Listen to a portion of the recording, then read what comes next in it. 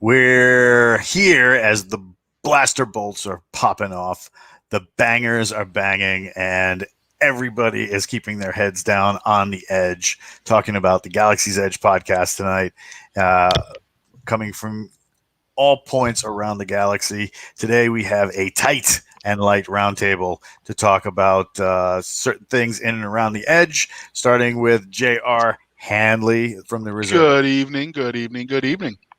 And we have from Discord and all things Dark Ops, we have Dark Ops Daniel. Howdy, howdy. Dan the Man.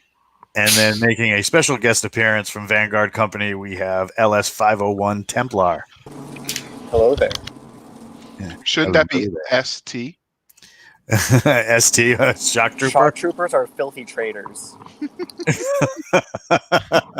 It's a good thing we have you here to talk about them then. So tonight we're going to be delving into our black armored brothers who may or may not have done the right thing. It remains to be seen. But before we get into that, Daniel, what's been going on in Discord? Well, got a lot of things going on. We had the auxiliaries group created, and those are people that have opted to help out the server through means which is helping onboard people, moderate some sub channels, and then run small events. So a little bit more community involvement and all that good stuff, Templar is actually one of the auxiliaries as well. Oh, yeah. But yeah. And then we actually had they actually got their first gaming session together, which was PlanetSide 2 on PC.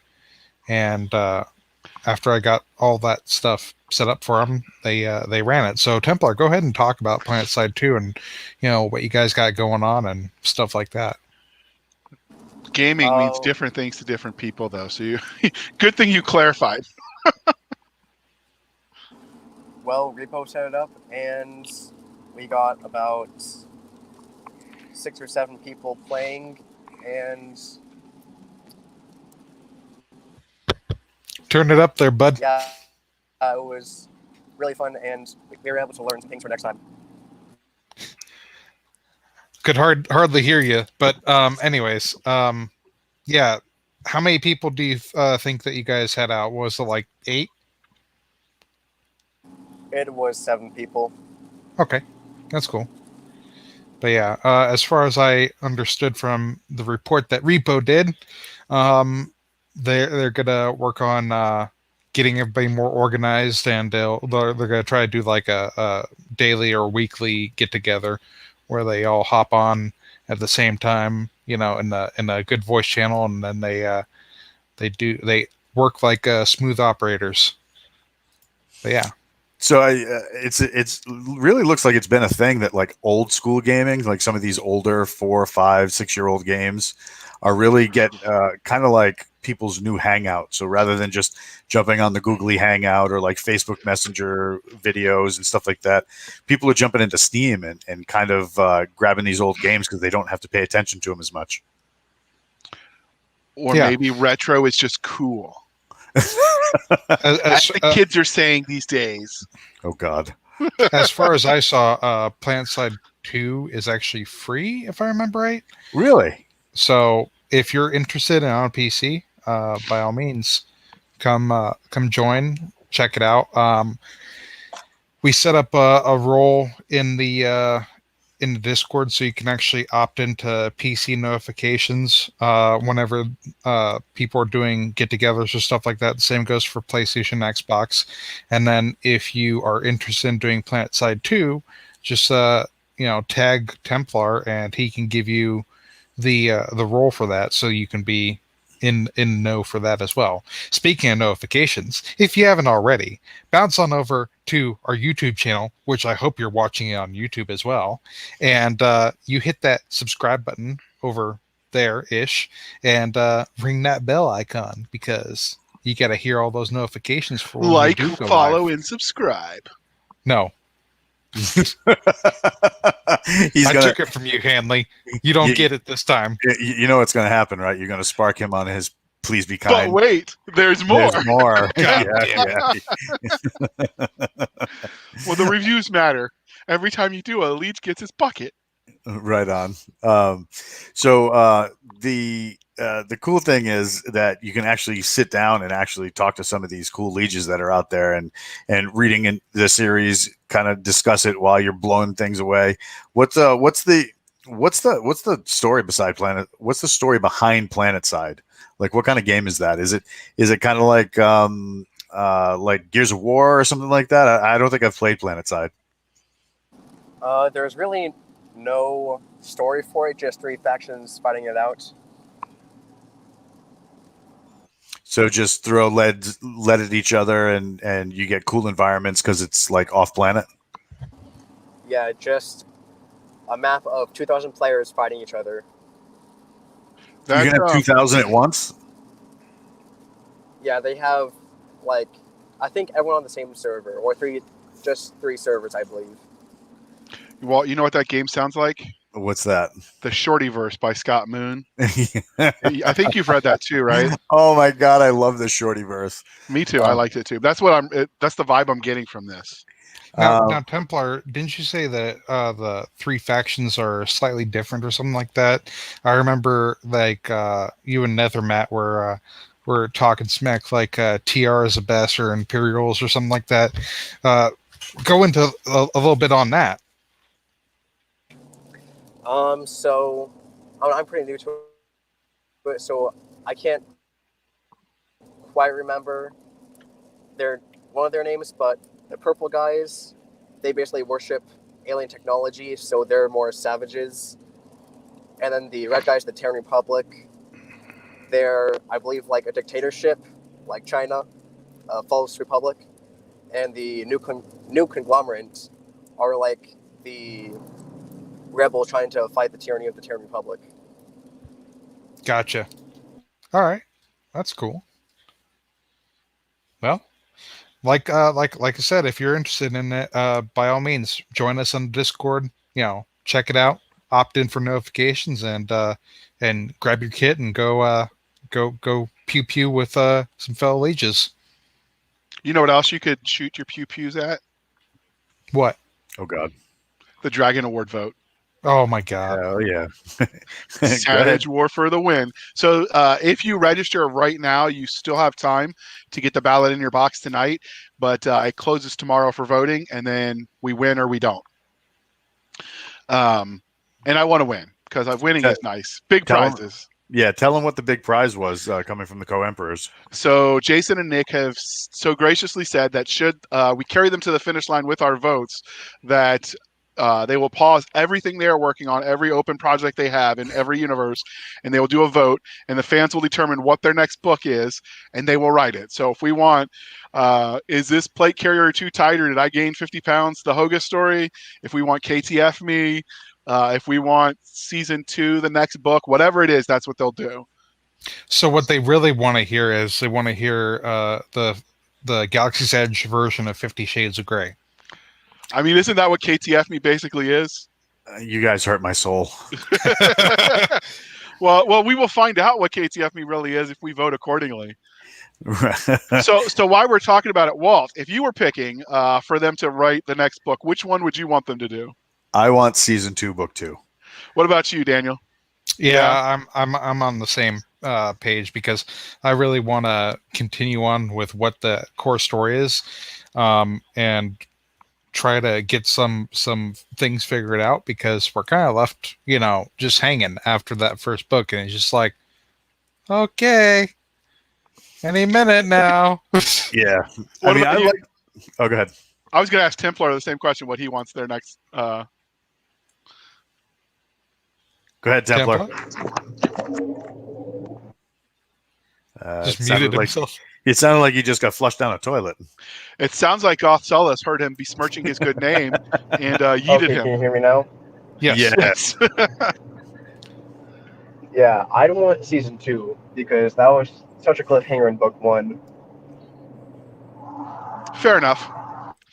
Hell yeah. Yeah. And the thing is, right, I mean, just that ending where, you could go in 100 different directions.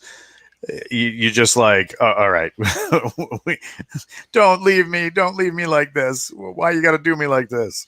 And then what happens is Jason and Nick go off the deep end and disappear for all eternity, and we're left wondering for the rest of our lives. No, they got the Quantum Palace. They'll turn it back around somehow. Oh, okay.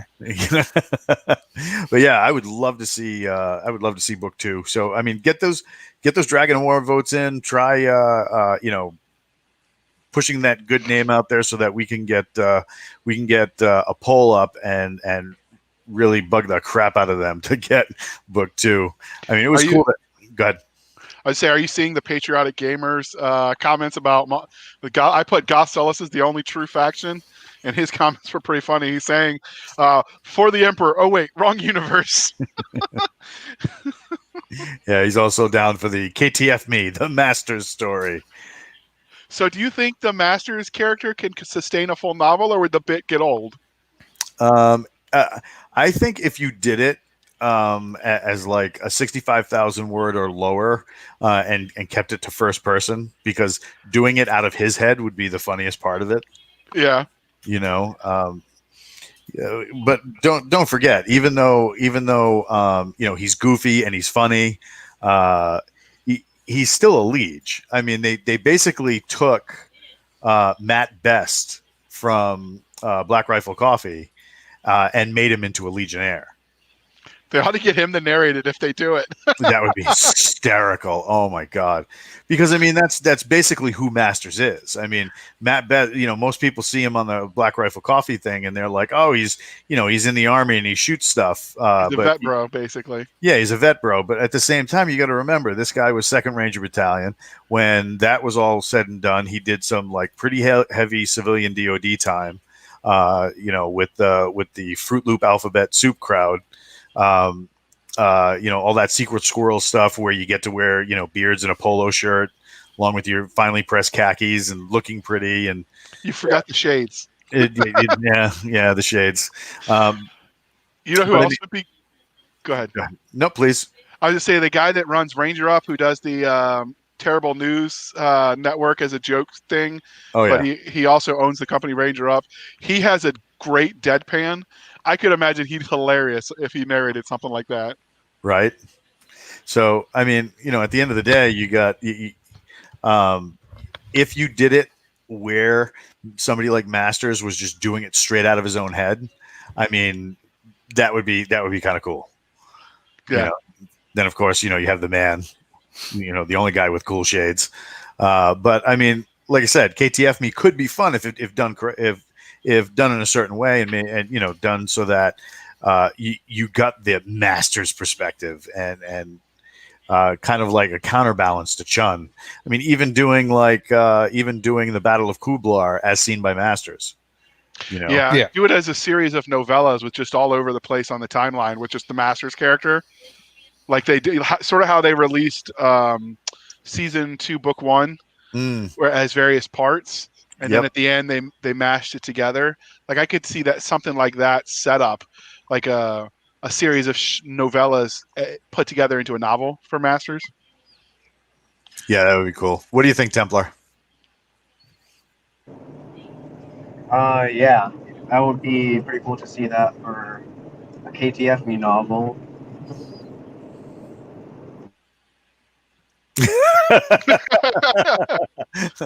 It's almost like, whew, I'm here. Knowledge bomb. Whew, I'm gone. Okay, so it's Nick Pasha. I'm mispronouncing his name.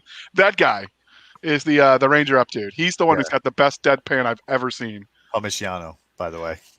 Yeah, that guy. It's okay. We'll give you pause. Parmigiano? No, don't get weird.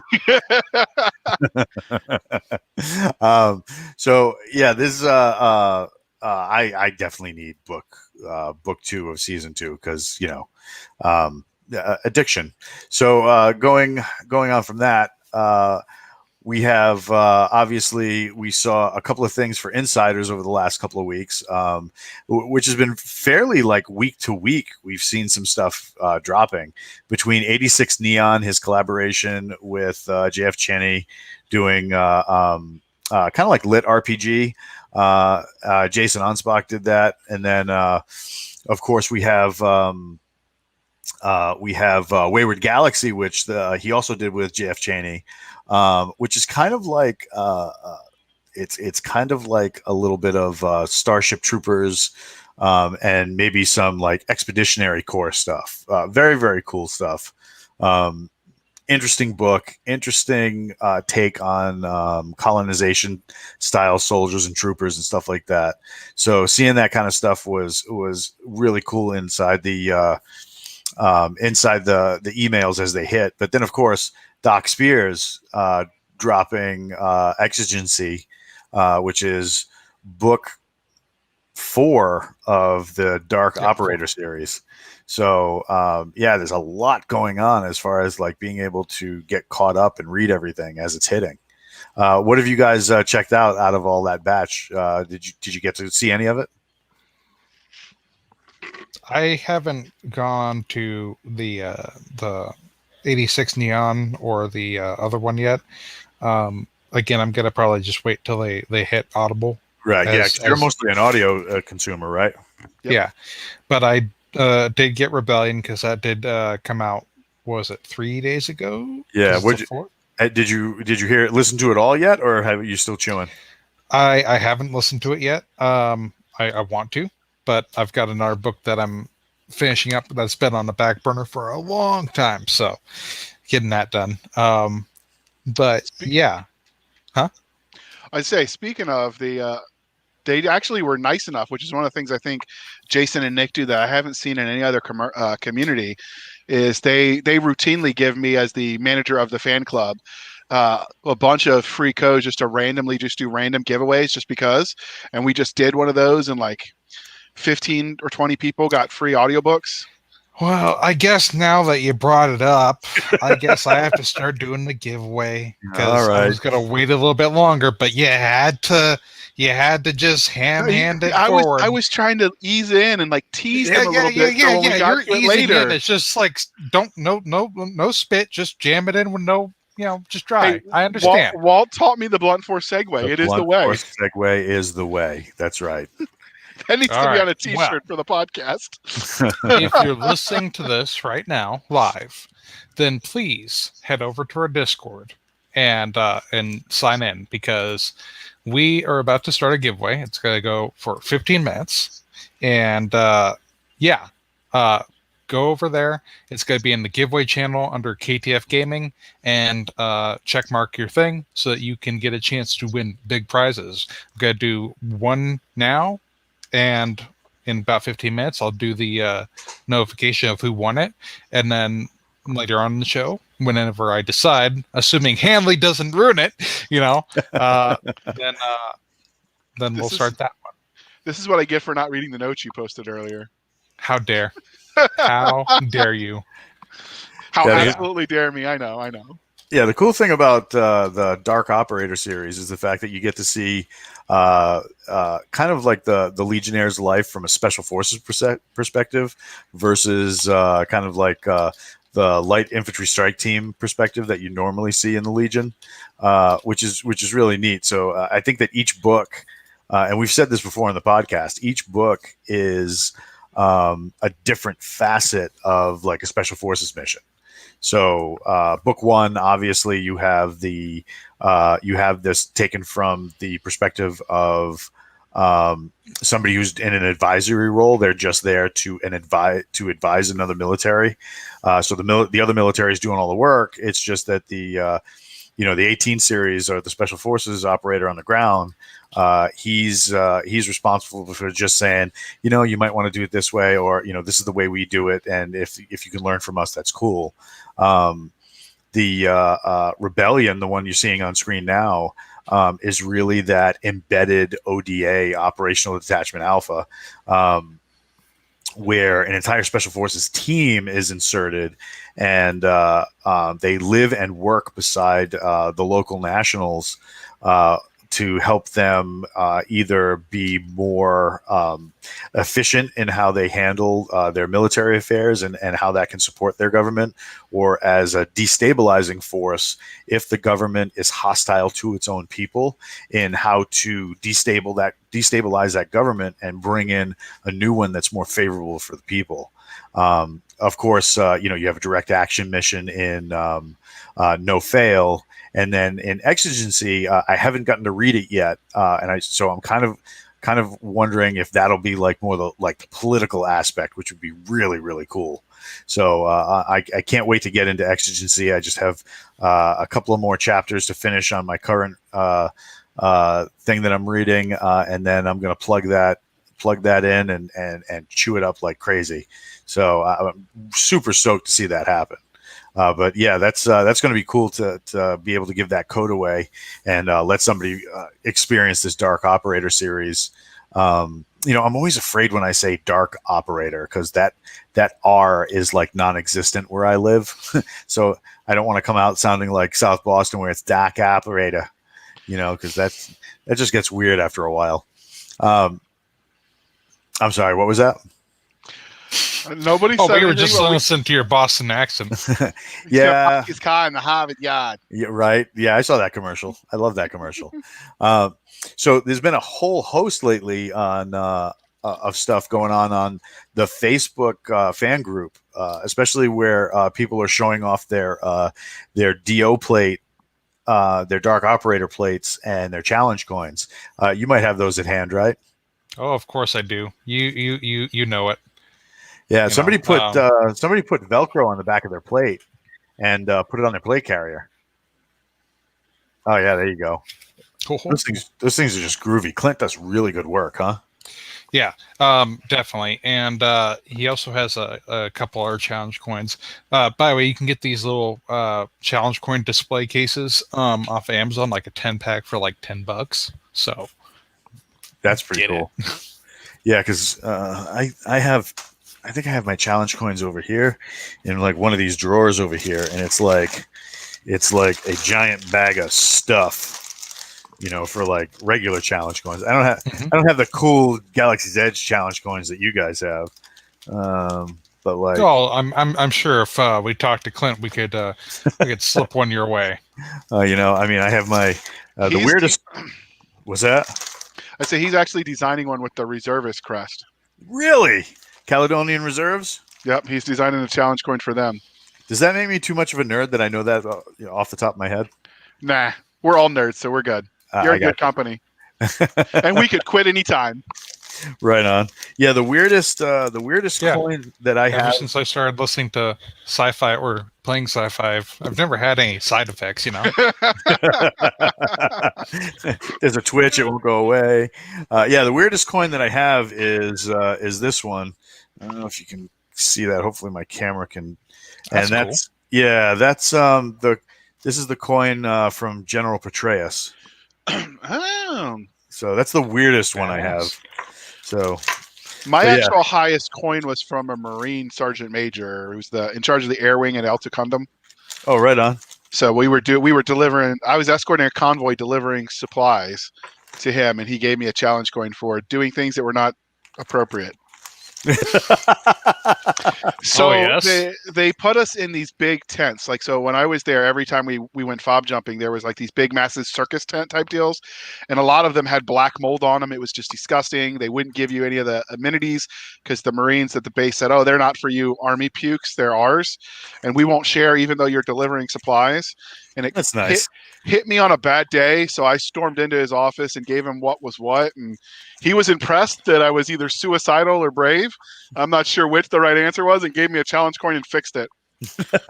He made the NCO that was in charge of billeting sleep in the tents that he said was to standard, and we got to sleep in his tent.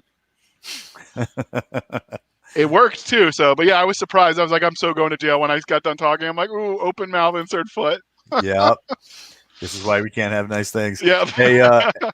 Hey, Templar. Christina L. Rivers on the Facebook feed is saying that you need to get a hold of her. I don't know why. I didn't do it. It's not my fault. What'd you do? Scared. Should I be scared? I don't know. I got nothing. I wouldn't mess with Christina Rivers. Yeah. I swear that orphanage wasn't me.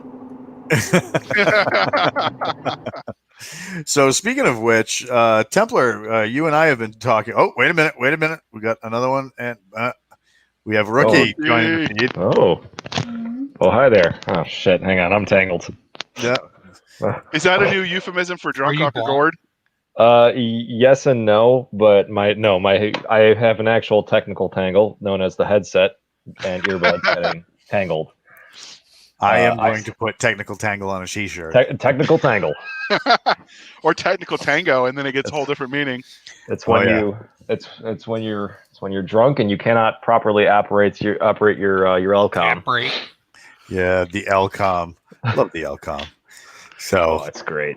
Yeah, I mean, you hear stuff like that the quantum encryption of the LCOM in the books and stuff like that, and then you realize it's like how much more crazy could we get cryptography as far as like broadcast goes? Because right now we have M-biter radios, and then I think they have something past that generation as well, but they use the old Singar frequency hop set. So I mean, the radio basically has a set pattern that it jumps frequencies, and it jumps 100 frequencies per second as it broadcasts.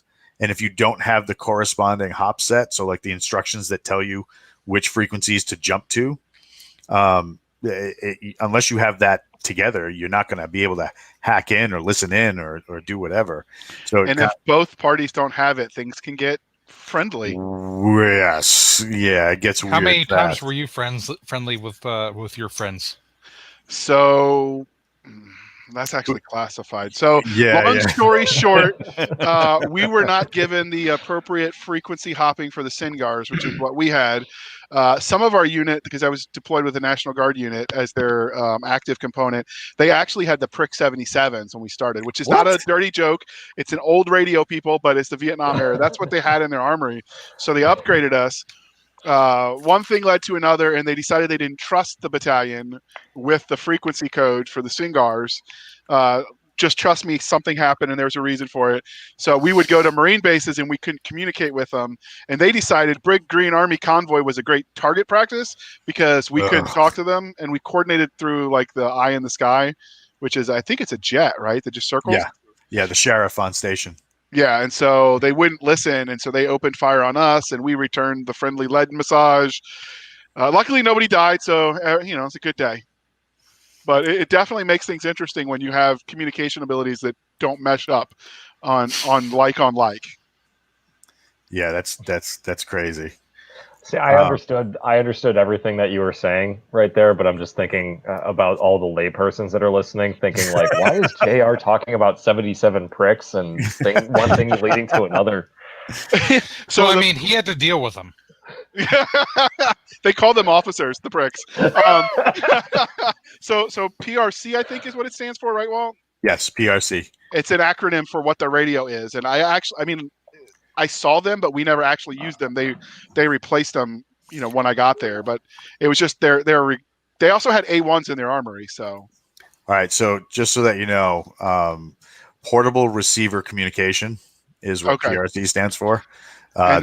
Knowing that makes me older than dirt.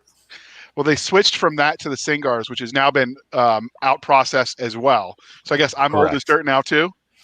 Yeah. So this is a PRC 77, and then the Singar, I believe, was the PRC 180. I think it is. It's something like that.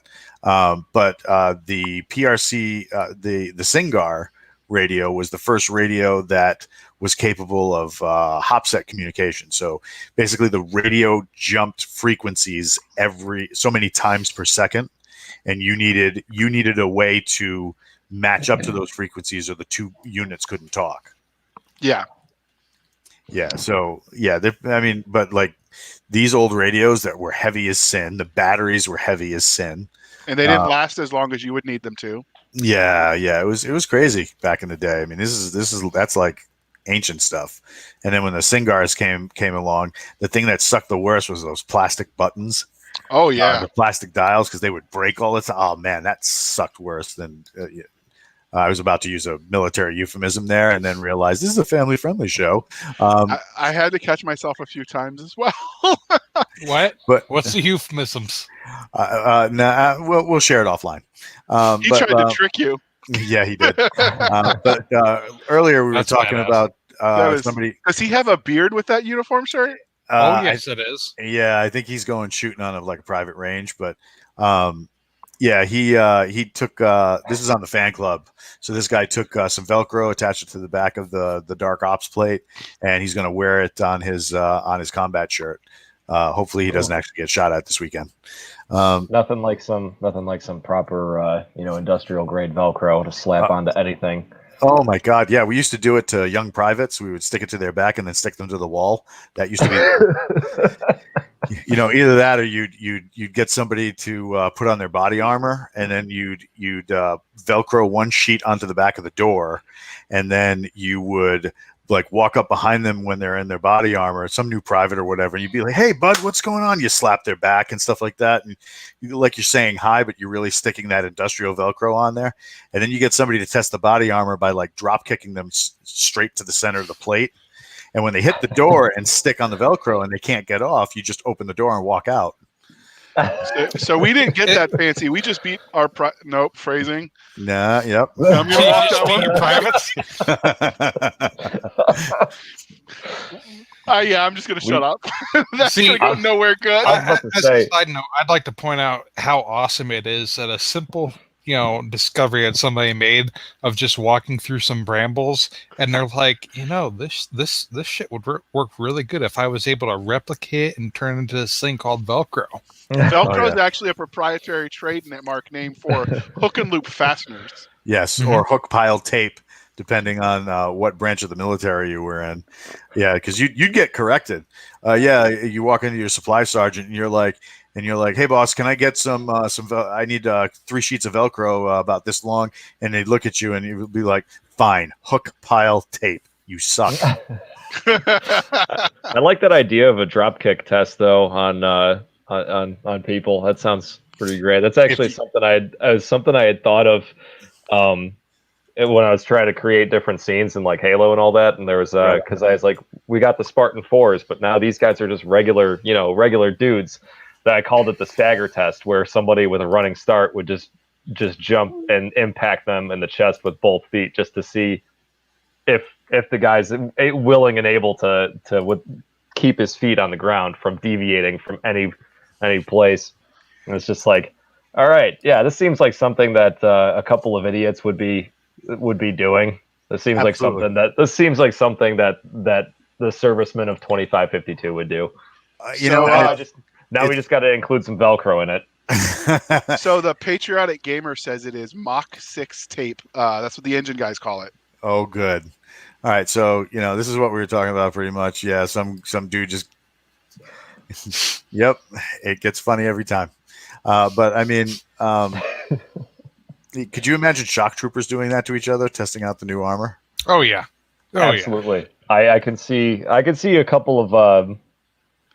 I could see not like vibro knife fights, but maybe just blunt training knife, or just a couple of training knife tests. Let's see how far we can push this envelope. There is some idiots out in California who decided to wear the body armor, because it said it would stop a 9mm, and they took turns shooting each other in the chest.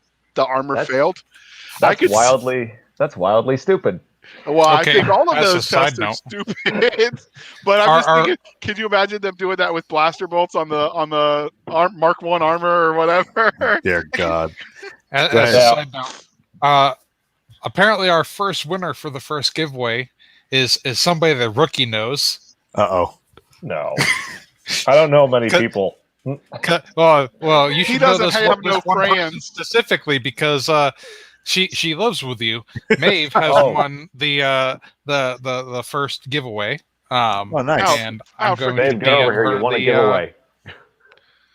Yeah. You want a giveaway? Get over here.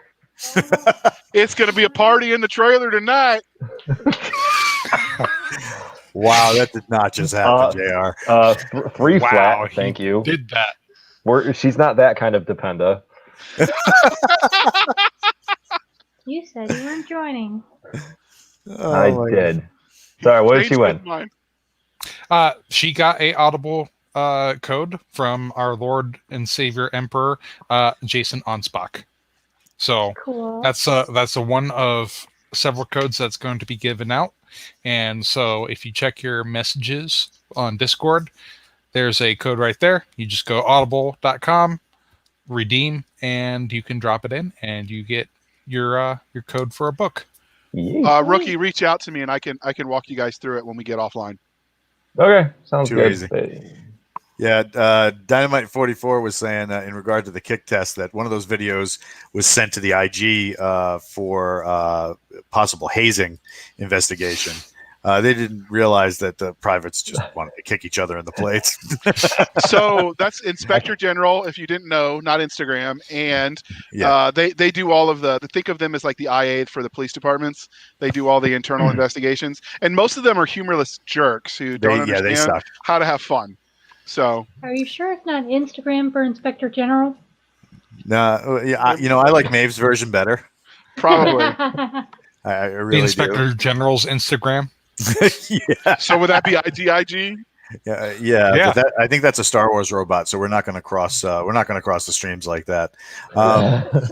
So tonight we wanted to talk a little bit about the Shock Troopers because this is my third time through Galaxy's Edge season 1, and this time I'm listening to it versus reading it. And Are you okay, Walt? I know.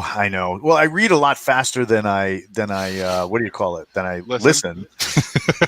But at the same time, there's now that I'm mobile and I can actually hobble down the street a little bit, I now have time to put some cool Galaxy's Edge stuff into my ear holes. So we listening about the Shock Troopers and stuff like that, and some of the stuff that they had to go through in order to become Shock Troopers, very similar to the Legion, but it seems like there were some missteps on the people that Goth Sullus brought in to train them.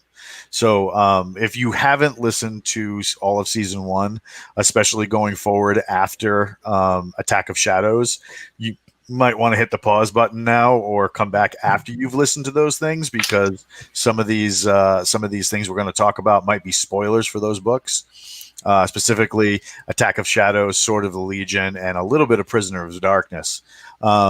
So when that could be a good story for us to vote on if they win the Savage War, because you're going to go vote, people. The story of those mishaps with Gutierrez when he was at Tusca doing his boot camp. Well, not only that, but like it just seems like when you look at the Legion, right? The Legion is on point all the time, and most of that is going to be due to the fact that their leadership is so vehemently trained. I mean, their Legion leadership at the time of the Battle of Kublar is super razor focused, razor sharp, and laser. Sorry. Yeah, well, no. I'm not talking about the points. I'm talking about the guys who had gone through Legion selection and all that stuff. So that'd be like Pappy. Yeah, Pappy, Chun, Ford. Yeah, I was gonna say Washam? even Chun, and that's what I like the Washam most. wasn't at Kublar. Oh, He was an officer before then, though. I know, but he was saying Kublar Right. specifically. Yeah, that's fine though. I mean, Yeah. I took keep it going, as Rookie. the era of Kublar.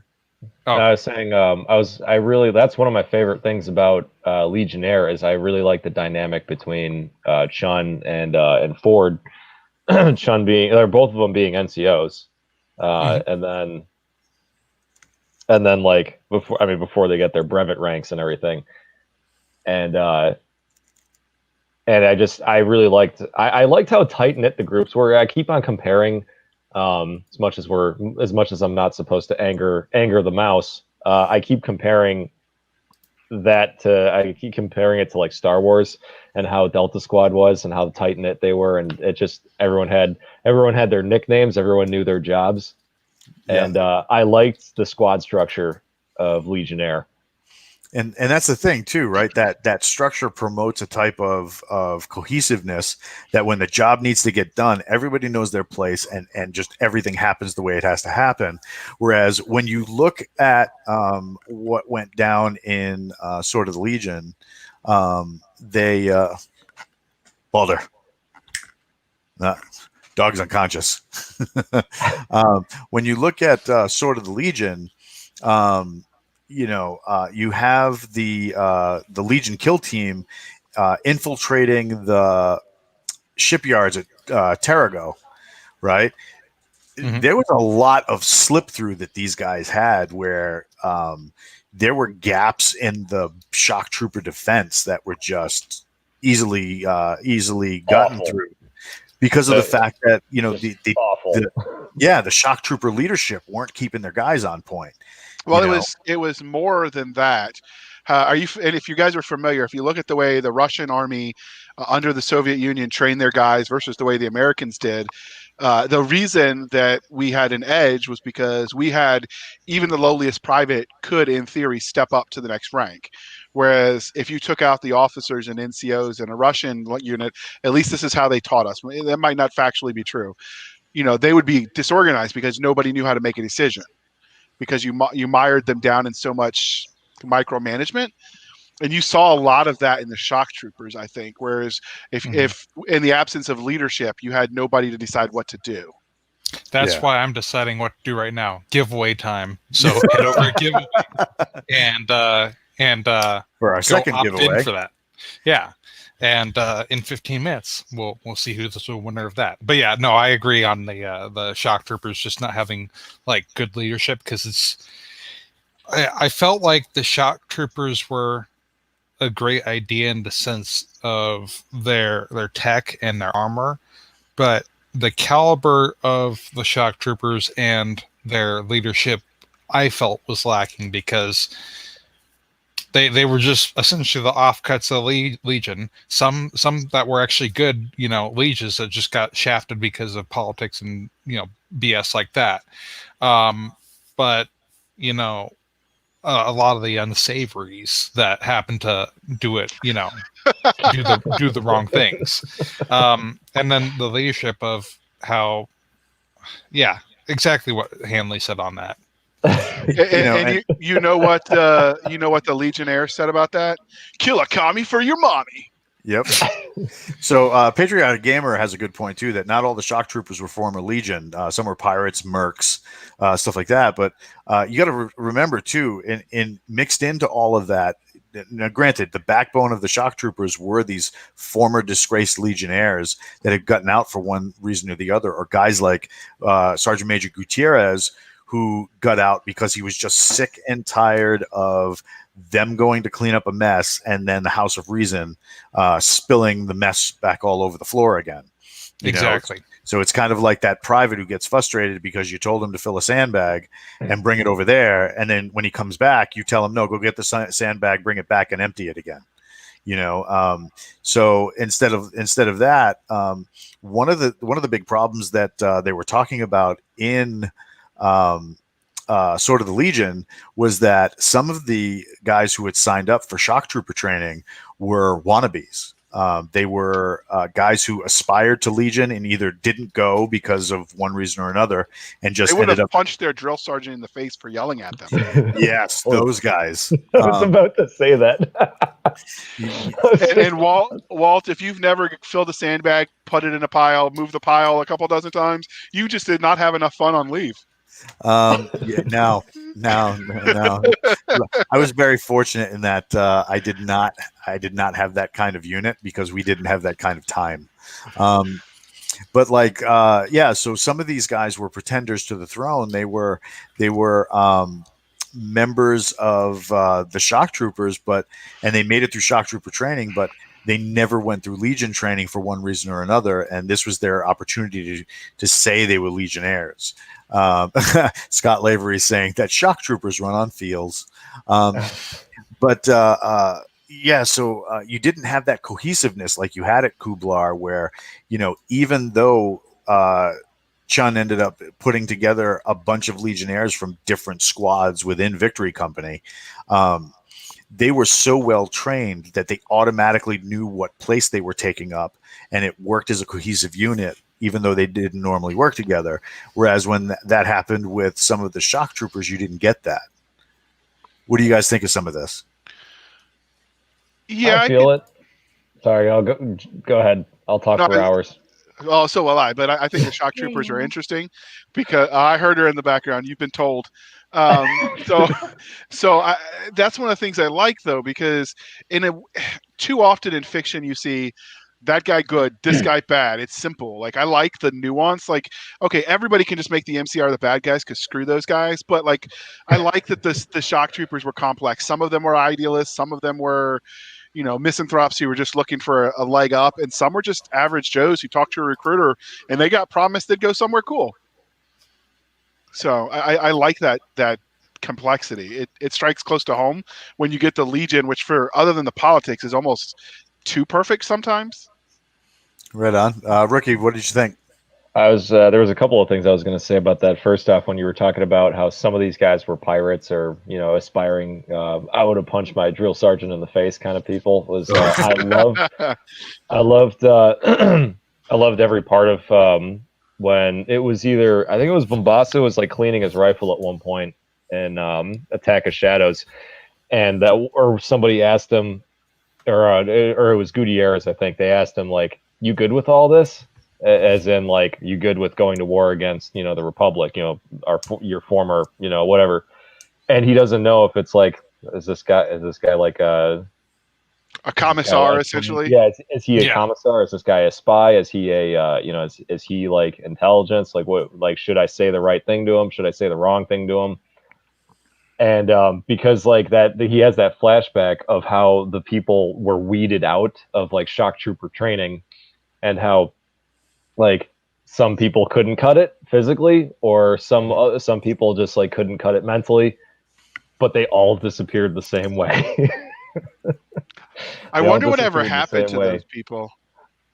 Dude, what? Probably just taken out back and two in the head. That's honestly the only way I can think of that happening. As an offering. sidebar. Yeah, exactly. Calories. They're sent to the gulags. Calories, spare parts. What was that, Templar? They're sent to the gulags of Tuska. Maybe there is a wrong answer. Gulag. No. Maybe they were sent to the Sith mines of Herbir. Oh yeah, the synth mines. The other thing I was going to say about that was you see how the people that kind of slip through and still end up being Soylent Troopers. Soylent Troopers are people. The ones that were like on the Tarago, the Tarago, or no, not the Tarago, but Tarago, the shipyard security detail. Those guys, the ones who end up on there, and you see how sloppy they are. You're just kind of thinking like what the F? Like you were saying, how Chun got people in Victory Squad from like all manner of squads and companies, and like even the ones that like die off from that squad too, like I won't name names, but like even the ones where you're just kind of like, you're like, oh shit, that guy, like that dude, I mean, I didn't even get a chance to know that dude, but he died, and he died in an epic way. It's like you appreciate that they at least do their jobs. Whereas, like, then when I think back to it, now that we keep bringing up Attack of Shadows or Prisoners of Darkness, I'm just like, I like all I can think of is just like, man, these guys are sloppy. Like, I mean, some of them are great. Some of them are great. Like, you've got some good scenes too, where you respect a couple of them as the enemy, but you're just like, man, you just got owned by a couple of guys that you were beating the shit out of, like 5 minutes ago. Well, that gets me thinking about how, there's actual good operators that actually, work together, and then about how I remember that Goth Solus or Casper. I'm gonna do that. I'm gonna drop some spoilers down. The Dark Lord Josh Sullivan. Yeah. How dare you? I haven't read that far. But Casper, when they were getting the Legion first sorted out, he straight up, if you didn't make it through Leej training, you got in on some other aspect. Like he wouldn't get rid of people that were that could be used in some way, shape, or manner. So I would think that they wouldn't be like full on shock troopers, but they would be like auxiliaries that would support the shock troopers in stuff. So like that'd be like the Navy,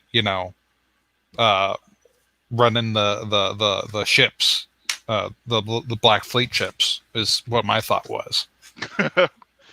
All right, well, show them why we're laughing, because I see you smirking too. You're talking about chopping up the shock troopers into calories. It's like, does anybody actually know what's in an MRE?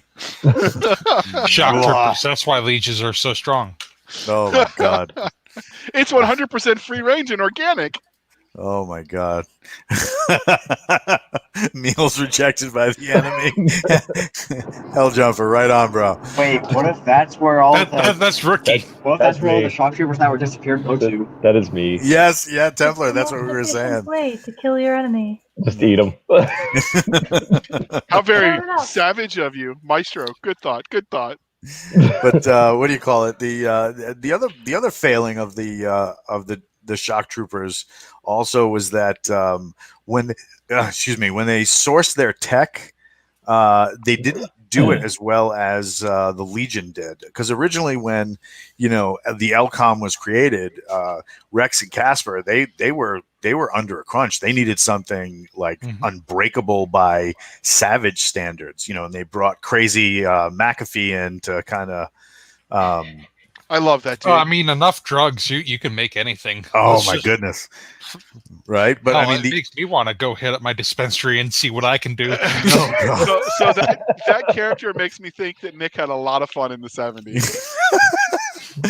But I just like that one part where he's going through that one thing that I won't spoil, and he just goes, "Man, I am never doing drugs again." We got one more. It shouldn't be MRE. It's ETF. Eat them first. Right. Patriotic Gamers on a roll tonight. Him and Dynamite 44. Yeah. But the thing is, with the SCOM, the SCOM came on the scene and they're like, "Oh, this is just as good. We're going to be able to, do so much with this." And Garrett comes on the Garrett's scene. like, "Yo, what's up? I got my bro over here, and we're gonna just smash this." It's and okay. they did. It's okay, guys. I contacted my buddy from Space 4chan. Space 4chan. God, So, that is actually so real. but that's where you're talking about their supply chain. But they also had places where they were better, like their armor. Yeah, because at the they're time, way better than the shinies. yeah, because the regular Legion had the shinies. Because at that point, it was 5 to 10 years after Kublar, so They all had the shit armor. yeah, mega budget cuts and the House of Reason like sucking up the funds that should have gone to the Legion. They go to that shiny ceramic shit because it looks good on camera. And here come the shock troopers. It's a blade of armor, so I mean, you don't have to worry if the bolt just like goes off of you, right? Well, if it does what it's designed to do. It looks like a mirror. It should just reflect off of it. That's I mirror your glue, right? But what do you call it? The fact that their gear wasn't as good, with the exception of the armor, because they patterned it after the armor that Wraith and Chun had come up with. Yeah, Scott Lavery saying glitter troopers, but something. Go ahead. No, I was going to let you finish. Anytime anybody mentions glitter anything in regards to military, all I can think of is there's a game that came out in the 1990s called Rifts, and they had this thing called a glitter boy. And a glitter boy is a 12.5 feet tall mechanized suit of armor with a gauze style electromagnetic accelerator cannon. Yeah, there we go. Christopher Dino. It has this massive accelerator cannon on its shoulder. And it was like one of the most terrifying things you could see on the battlefield, because here comes this shiny laser reflective dude, and he's like, "Oh, go ahead, shoot your lasers at me, it's fine." And this is what I call my boom gun. And this thing would terrorize a battlefield. But yeah, when I read the shiny reflective armor in that the current Legionnaires had, that's all I could think of was those glitter boys. But of course, they didn't match up to what the glitter boy could do. So they also spent a lot of their R&D and tech stuff on the Black Fleet versus the Shock Troopers. Correct. Yeah, and that's why they got the badass Tri-fighter. Or Yeah, were they they were battle crews? Yeah, Yeah, they I had was gonna say. the badass destroyers that everybody's just like, holy shit, what the hell is that? Yeah, because all three of them. Yeah, 3 of them just come in. Three and, of them that just and laid the waste Republic's to a just like, fleet. oh, It's like, what the? right. Ugh. So I'm gonna go take my beater Toyota back, and we're gonna try to come up with something better because these Toyota technicals are not gonna do it. Yeah, exactly. For those tuning in on the live show, we got a picture of a glitter boy up and in your face. But The giveaway ends in that 2 looks like minutes a- and 30 seconds. Hold So on. if you haven't opted in, go down and opt in for that. And if you click like, follow, and subscribe on the Galaxy's Edge YouTube page, you would have been notified and you could have been here while You we know were what? live. You know what, Hanley? I'm going to find a way to get over to where Virginia is, wherever the hell you are in that massive state, and I'm going to duct tape your mouth shut. So all you have to do is walk Whatever. east till you get to the water. You'll find me. Okay. yeah, he'll be there next year. But what do you call it? Speaking of being there next year, are we still on for 2021 and possibly having a Galaxy's Edge weekend at your? Yeah, I honestly hope so. We've got the activities planned. We've got a majority of the stuff figured out. We got the armor figured out so that we can potentially get that going. We got ideas all in the mix. It just depends on if if the meteor doesn't take us out in a couple months, or if Everybody hold the your U.S. peace doesn't for fall next into year. civil war, or if I mean, it's only September. We've got a couple months left.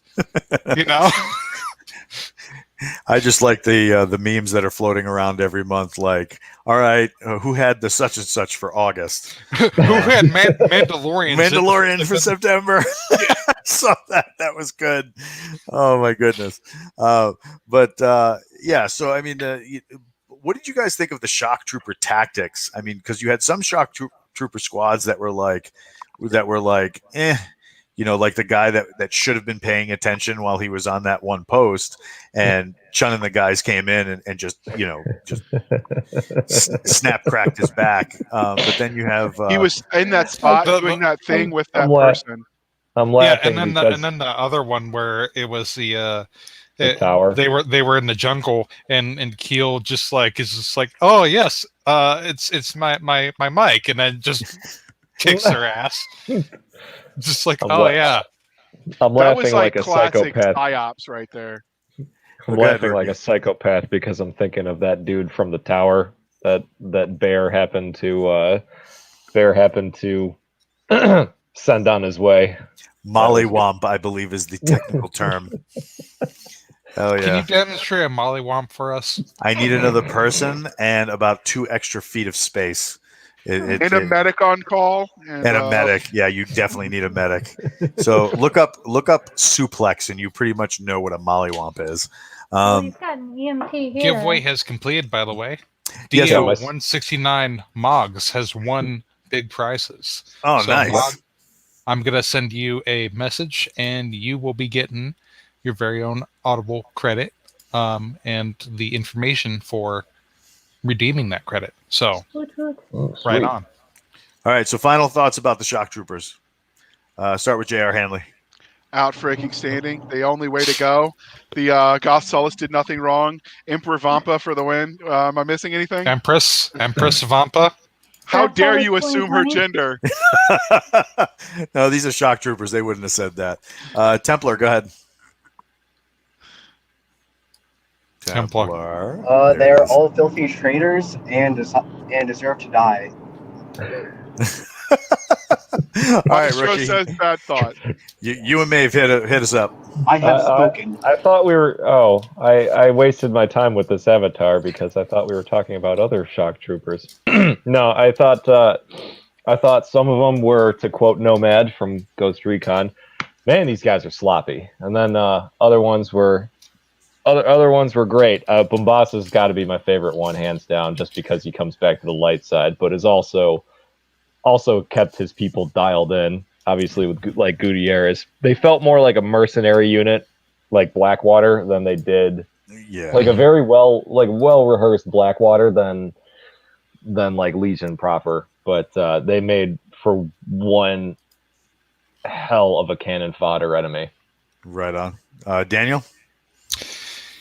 You know, I can understand how the shock troopers wanted to try to make a difference and get out from under the thumb of the House of Reason. That's a very understandable point, but I just think they could have done it a whole lot better and had Casper actually, or Gossolis actually, I guess, led a little bit better and been a little bit more hands-on and prevented, his subordinates from just kind of leading the shock troopers off a cliff. It might have been a completely different thing.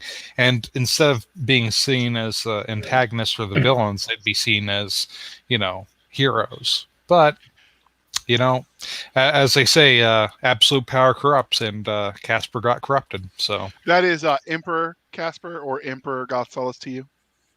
Hey, bite me. All I gotta say is I think as far as the regular series goes, Bombassa was just like the baddest of the shock troopers. I mean, Gutierrez XO being the guy that he was, but that's why I picture. Yeah, having Bombassa get on top of a Corvette and cut his way in, and then take control of the Corvette. This is all I could think of when reading those scenes. Yeah, I saw this before. And on this day, the Navy realized that even the Coast Guard was going to make fun of them. I want to say thank you for the panel for coming out. And don't forget to jump over to Discord, join the discussions, and check things out. Lots of cool channels to check out. Everything from working out to nutrition to the actual book discussion, talking in and everything around Galaxy's Edge. Do JR Hanley a solid and run over to the Galaxy's Edge fan club Facebook group. Yes, English is my 15th language. And go ahead and join the discussion over there, because there's a lot of fun that goes on over there as well. We want to thank everybody who came out and hung out with us for a little bit tonight. And with that, we're going to lock the airlock, pull back the levers, and jump into hyperspace. Thanks, guys.